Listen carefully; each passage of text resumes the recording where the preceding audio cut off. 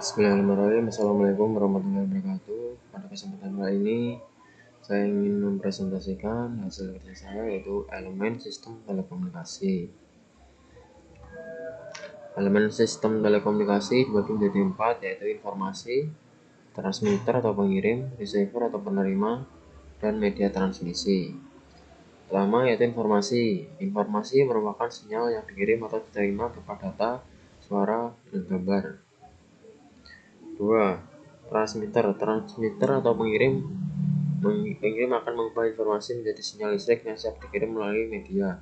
Informasi yang akan dikirim dimodulasikan dengan sinyal lain yang memiliki frekuensi lebih tinggi sebagai sinyal pembawa menjadi sinyal termodulasi. Dalam sistem telekomunikasi masih banyak bentuk sistem modulasi yang diterapkan. Sinyal termodulasi dipancarkan dengan alat yang bernama antena untuk dikirim ke tempat yang lebih jauh. 3. Receiver atau penerima berfungsi menerima sinyal elektromagnetik dari sebuah pemancar dan mengubahnya menjadi sinyal listrik. Sinyal tersebut diubah ke dalam informasi sesuai dengan sinyal yang dikirim dari pengirim.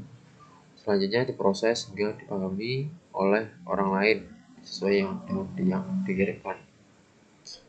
Itu adalah contoh gambarnya. Ini sinyal itu berasal dari pemancar, terus ditangkap oleh antena dan informasi tersebut bisa dibaca oleh penerima. Lanjut, media transmisi. Media transmisi adalah media menghubungkan antara pengirim dan penerima informasi. Karena jarak yang jauh, maka data tersebut diubah menjadi kode atau isyarat. Isyarat ini yang akan menjadi dimanipulasi dengan berbagai macam cara untuk diubah kembali menjadi informasi. Jenis media transmisi yaitu ada dua, yaitu guided transmission media dan unguided transmission media. Pertama, guided transmission media yaitu media transmisi terpadu, yaitu jaringan yang menggunakan sistem kabel. Ada 4, yaitu open wire, twisted pair, coaxial kabel, dan optical fiber. Pertama, open wire. Open wire adalah media telekomunikasi yang tradisional yang paling lama dipakai. Open wire terdiri dari satu kabel tunggal tanpa pelindung dan dibentuk dengan tiang panjang setiap 20 meter. Ini adalah open wire.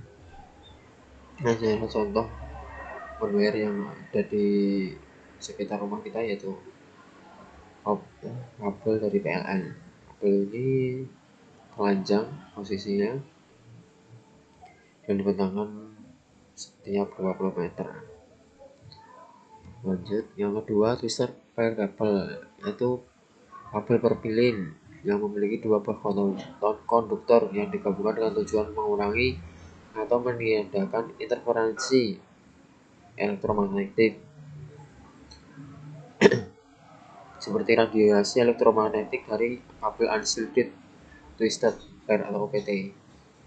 Ada dua macam twisted kabel yaitu kabel UTP dan kabel STP. Kabel STP lebih tahan terhadap gangguan yang disebabkan posisi kabel yang tertekuk pada kabel STP. Kabel UTP sangat memiliki interferensi berasal dari media. Lanjut, 3. Kabel koaksial adalah suatu jenis kabel yang menggunakan dua buah konduktor. Kabel ini digunakan untuk mentransmisikan sinyal frekuensi tinggi mulai 300 kHz ke atas. Karena kemampuannya frekuensi tinggi, maka sistem transmisi menggunakan kabel koaksial ini memiliki kapasitas kanal yang cukup besar. Ini adalah bentuk kabel koaksial. Ini adalah intinya, yaitu tunggal, dan ini adalah shielded. Shielded ini untuk mengurangi elektromagnetik. Hubungan kabel koaksial dapat digunakan untuk menyalurkan informasi sampai dengan 900 kanal telepon. Kelemahannya ini, maaf ini tertutup video.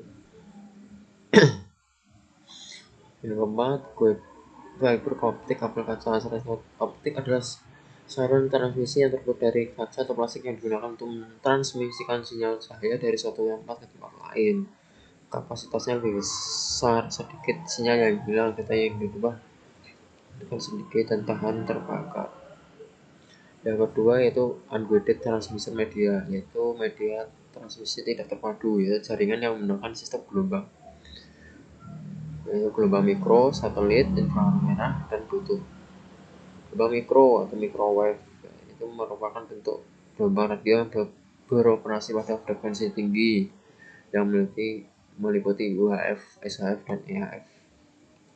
Satelit adalah media transmisi yang fungsinya utamanya menerima sinyal dari stasiun bumi dan meneruskannya ke stasiun bumi lain. Satelit yang mengorbit pada ketinggian 36.000 km di atas bumi memiliki angular optical velocity yang sama dengan orbital velocity bumi. Hal ini dapat menyebabkan satelit akan relatif stasioner terhadap bumi.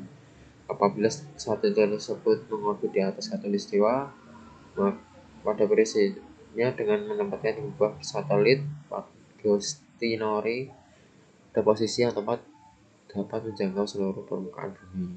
Jadi satelit itu di bumi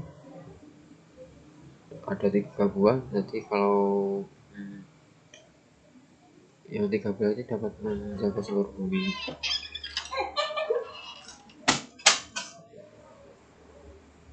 Inframerah.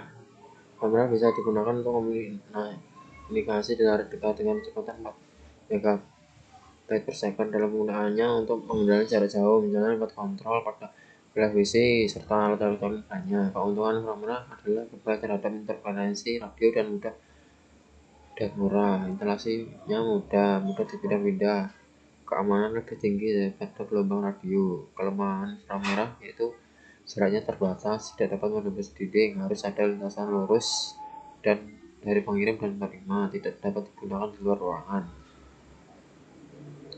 Keempat yaitu Bluetooth, yaitu sebuah teknologi komunikasi wireless atau tanpa kabel yang beroperasi dalam tingkat frekuensi 2,4 GHz dengan menggunakan sebuah frekuensi hopping transceiver yang mampu menyediakan layanan komunikasi data dan juga suara secara real time antara host Bluetooth dengan jarak jangkauan layanan terbatas. Sekian, terima kasih. Kalau lebihnya mohon maaf. Assalamualaikum warahmatullahi wabarakatuh.